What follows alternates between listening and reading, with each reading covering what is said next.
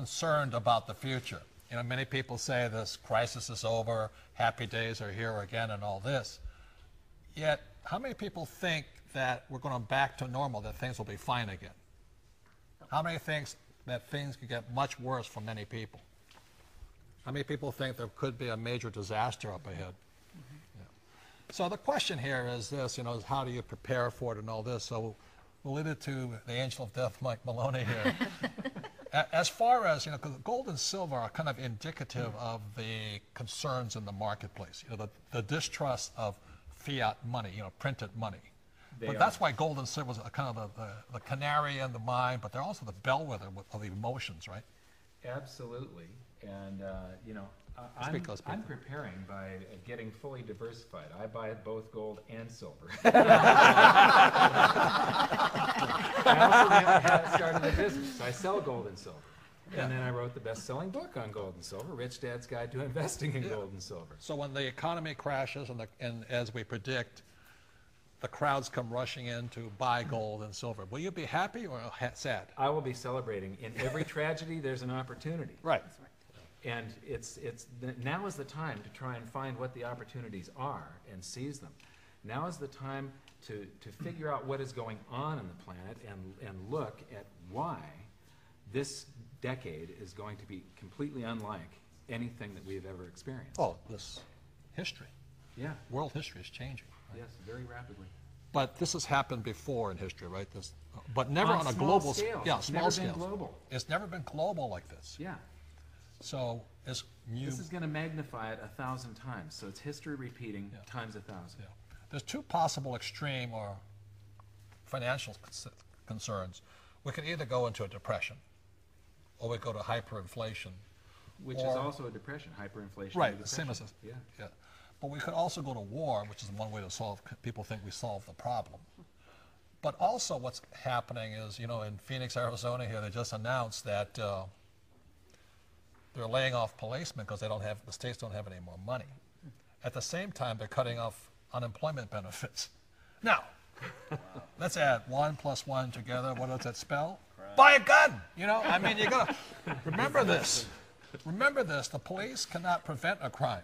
Only you can do that. They can only investigate it after you're dead. So that's one of the reasons I'm preparing.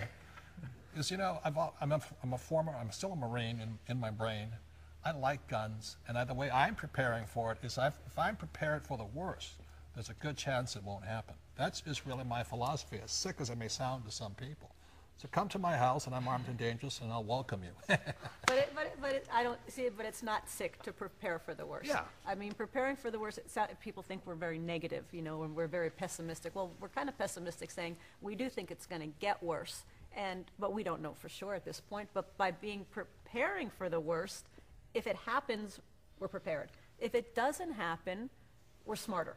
Exactly. Right? What's the downside? I mean, for me, I don't have the guns, so I have to come to Robert for the guns. I have the food storage, you know, and I look at from a food storage standpoint. I look at, well, you know, what happens if things don't go bad? Well, I still have the food storage. I'm still prepared, and I don't have to worry. Can I feed my family in case, you know, business goes under or some other natural disaster and I can't go to the grocery store and get food? I have both guns and food. I'm going to your house. Yeah, the difference is that Robert enjoys the moment. Andy, tell him the insurance thing. Yeah, it's interesting. Tom mentioned he has food. I have a year's supply of food for my family, blankets, diapers, everything I need. I can live for a year. And some people will, you know, kind of poo-poo that and say, well, isn't that a big waste of food? And we rotate as best we can. But I'll tell you another thing is it's kind of like buying insurance. If you bought home insurance and your home didn't burn to the ground, would you be disappointed? Well, I'm not going to buy insurance because I'll never use it. Well, no, it's like insurance. We hope we never have to use it. I hope I don't have to use it. But you and I have talked about that a lot, Mike. Yeah. I now have a stock of food also, and, you know, I don't like guns, but I now own a shotgun and a 9mm, and I hope you practice how to use that. Yes, I do. Nobody should own a gun without learning how to shoot. Yes. I think in today's market, you have to take a defensive strategy and not know what's going to happen. You know, whoever the New Orleans Saints won the Super Bowl, and they won it by defense. And that's how you have to do it in today's market. You know, credit is tightening throughout the world. It's not just in the U.S. Now China's tightening. Credit card reform is not just in the U.S. and now it's happening in Europe. And then it's happening in South America.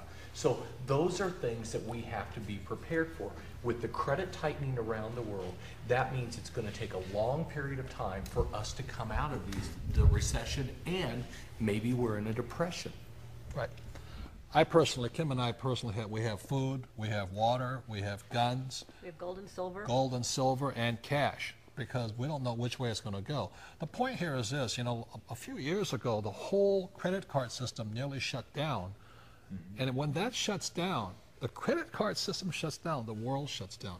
You know, forget about oil, forget about gasoline, credit cards stop. You're going to see a run for the supermarkets, and the supermarkets have less than 3 days supply. If that whole thing stops, you know, I mean, I have a hard enough time checking out right now. Can you imagine if you got 9 million other guys trying to check out at the same time? So I just want to avoid the rush if in case it happens. Well, and credit card lines of credit are shutting down because 2 years ago, there was $5 trillion of credit card lines available. Now it's been cut down to $2.3 trillion. As the banks continue to struggle, the banks continue to tighten the lending. Where do they go? They go in the big area of unsecured debt, and they're going to continue to tighten down the credit cards. What do you say from the accountant side of it? Oh wow! Well, here's something you can absolutely be sure of. Okay, you want to know what's going to happen in the future. If we're in a depression or if we have hyperinflation, either way, we're going to have increases in taxes. Because what happens if you go into a depression, what happens is that you have less and less economic growth, and that means that you have less and less money to pay the current taxes, and so they have to raise the tax rates to offset that.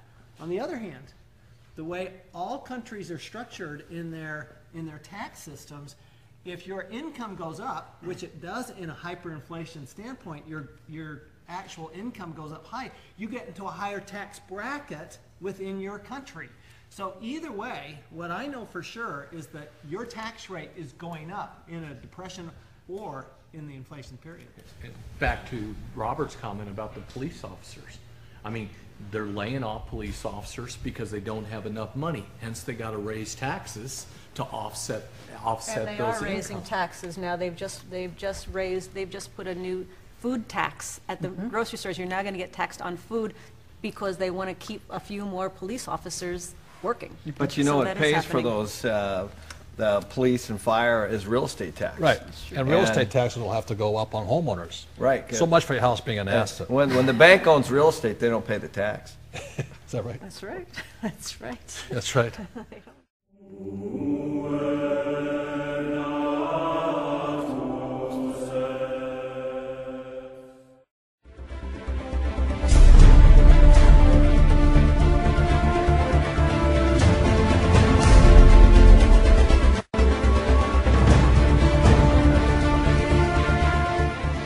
Centers nearby, and upon checking out, the gal asked me what I was doing with so much food, and I said, there's an economic collapse coming to this country. Plan now. And she laughed. She actually thought that was funny. Here's the point. There are people out there that we can't help and don't want to help themselves. But as for the rest of us, buy storable food now. It remains cheap at this very moment in time, despite the meteoric rise in price of wheat, up 54% since June. Sugar's up 114%, and corn is up 79%, along with most other commodities, including silver. Buy food now for storage. This instant. Go tonight, tomorrow. Buy food in any amount you are able to buy it. Just as silver was cheap 1 year ago at $14.32 an ounce, food is cheap today compared to what it will cost 1 year hence, and perhaps much, much. As the floods and storms have reminded us this week, disaster can strike at any time. Some brought to you by Mother Nature, others sadly man-made. But only 15% of Americans are prepared, according to Dr. Erwin Redlener, who runs Columbia University's National Center for Disaster Preparedness. The poor are often the most vulnerable. A new survey by the center found that people in low-income groups feel less able to deal with an unexpected event. They often lack the resources to stockpile canned goods and water, and many don't have a car and can't leave a disaster area. What can be done? Dr. Redlener suggests setting up community emergency centers and encouraging local leaders to be more proactive. And the message needs to be tailored to different cultures. Everyone deserves to understand the importance of being prepared. A disaster can happen anywhere at any time. Being ready can make any unanticipated event a lot less disastrous. That's a page from my notebook. I'm Katie Couric, CBS News. The first and most important reason to have food reserves is to be prepared in case of an emergency. There are an average of 392 large-scale natural disasters a year. Add to this the possibilities of unemployment, accidents, and downturns in the economy that have 43 million Americans on food stamps, and food reserves make all kinds of sense. But food reserves are not just about you, are they? They're about you and all the people you care about. Let me illustrate my point. The price of food is continually rising. What if you found out about a grocery store that opened up in your neighborhood with prices from 10, 15, even 20 years ago? Would you shop there? Probably. What if the food was free? Would you keep it to yourself? Or would you feel inspired, even responsible to share that gift? eFoods Global can help you and your family and friends prepare for an uncertain future with our food reserves. And we can even show you how to do it for free. The more of us that are prepared, the more generous and empowered we will all be, and the safer our families will be. Now let's continue our tour by showing you what goes into making eFoods Global Reserves and why they are the right choice for you.